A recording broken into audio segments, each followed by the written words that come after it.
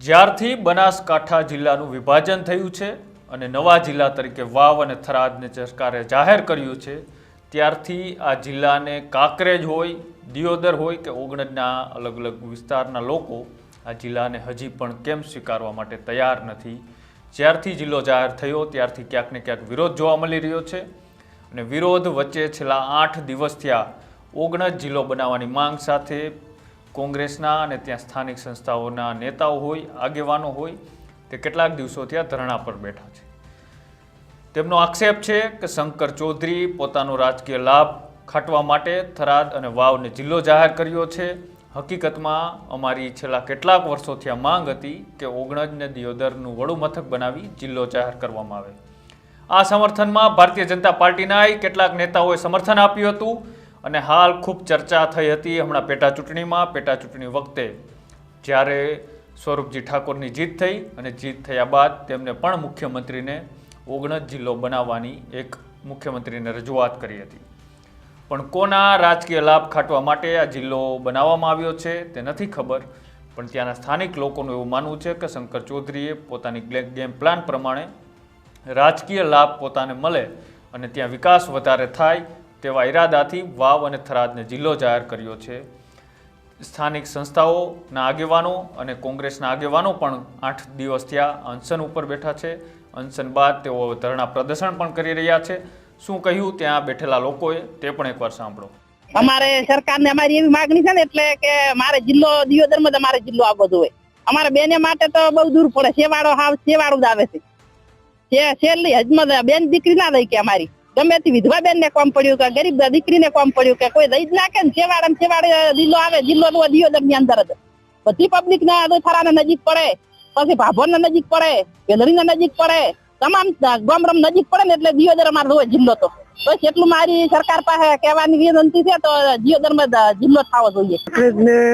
અગર જો જિલ્લો બનતો હોય એમને કોઈ વાંધો નથી, એમની તકલીફ હોય છે કે પાલનપુર કરતા થરાદ એમને બહુ દૂર પડે છે અને ઓકવર્ડ પણ છે, એટલે એ તો ઓગર જિલ્લો બને એના માટે બહુ ખુશ છે અને દિયોદરની જનતા પણ ચાહી રહી છે કે ઓગર જિલ્લો બને।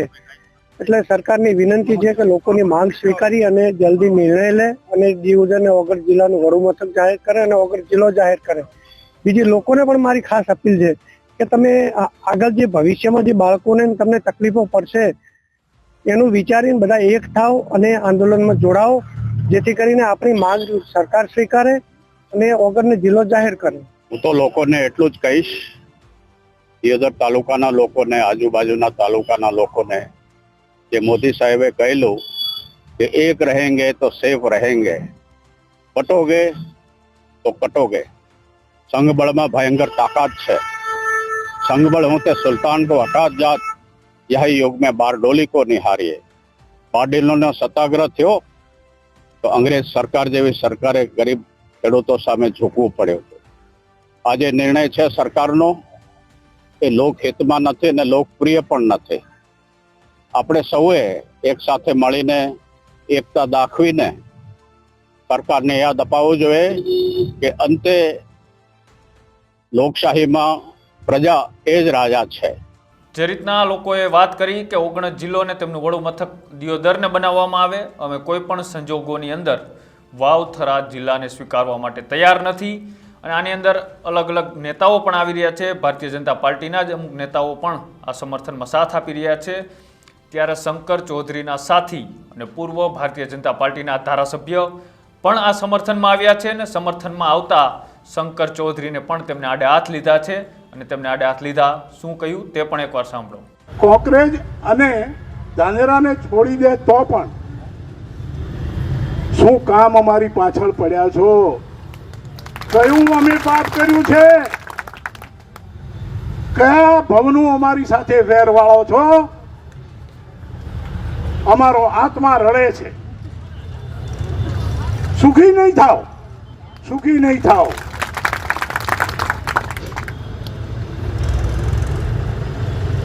અમારો જે ગરીબોની હાય છે ને એ હાય લાગ્યા વગર નહીં રહે।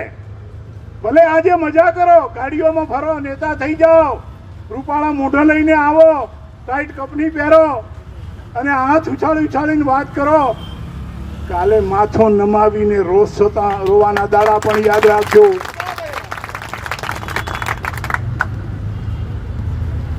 કરણી એવી કરીએ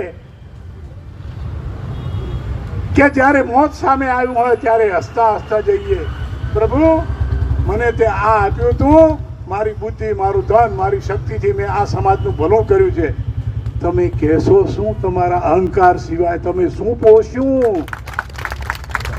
કયો તમારા મનની અંદર પ્રજાના ભલાનો ભાવ હતો ને કયું કામ કર્યું એ ત્યાં તો પૂછવામાં આવશે. બધાના લેખાજોખા છે ભાઈ, કોઈ બચી ના શકે.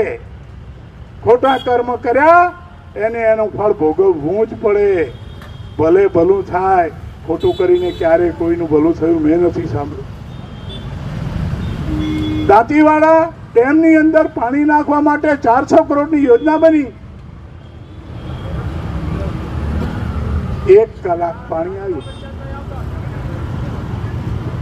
આનંદીબેન ઉદઘાટન કર્યું. હું ગયો. હું તો મારે પાર્ટીમાં છું, બંધન છે, પણ પત્રકાર મિત્રો હું તમને વિનંતી કરું છું, તમે તો ચોથો સ્તંભ છો. તમે કેમ ન જણાવ્યું બધી પ્રજાને કે આ ક્યાં અટક્યું? 400 કરોડ રૂપિયામાં 1 કલાક દાંતીવાડામાં પાણી, 1 કલાક પછી બંધ. શું કારણ? અભણમાં અભણ ખેડૂતને ખબર છે કે પૂર્વ તરફથી પશ્ચિમ તરફ પાણી કદીએ ન જાય. હજારો લાખો રૂપિયાનો પગાર લેનારા તમારા એન્જિનિયરો પ્રજાને ગેરમાર્ગે દોરે છે, તમારા મંત્રીને ગેરમાર્ગે દોરે છે. એ કહે છે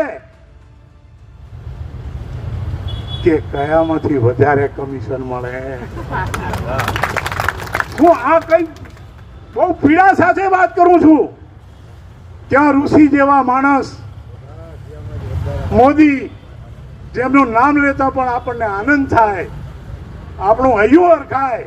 ક્યાં યોગી, ક્યાં અમિતભાઈ લોકસભામાં 370મી કલમ ઉપર બોલે, સાંભળીને એમ થાય કે વાહ, કેટલા 500 વર્ષ પછી કે 1000 વર્ષ પછી અમારી સંભાળ લેવા વાળો કોઈ મરદ માણસ છે. આપણને લાગણી થાય એમના માટે. નરેન્દ્રભાઈનું નામ આવે, એમને જોઈને આપણને એમ થાય કે તો જ્યારથી વિભાજન થયું, બનાસકાંઠાના 2 ભાગ કરવામાં આવ્યા, વાવ થરાદને નવો જિલ્લો જાહેર કર્યો, ત્યારથી આ જિલ્લાની ખુશીની બદલે હવે વિરોધ વધારે જોવા મળી રહ્યો છે. ગામે ગામ કાંકરેજ હોય, દિયોદર હોય કે પછી ઓગણજ હોય કે પછી રાધનપુર, અલગ અલગ લોકો આમનો વિરોધ કરી રહ્યા છે. કોઈ એવું કહી રહ્યું છે કે દિયોદર ઓગણજને જિલ્લો બનાવવામાં આવે, તો કોઈ કહી રહ્યું છે કાંકરેજને વાવ થરાદમાં નથી રહેવું, અમારે બનાસકાંઠામાં જ ફરી અમને મૂકવામાં આવે.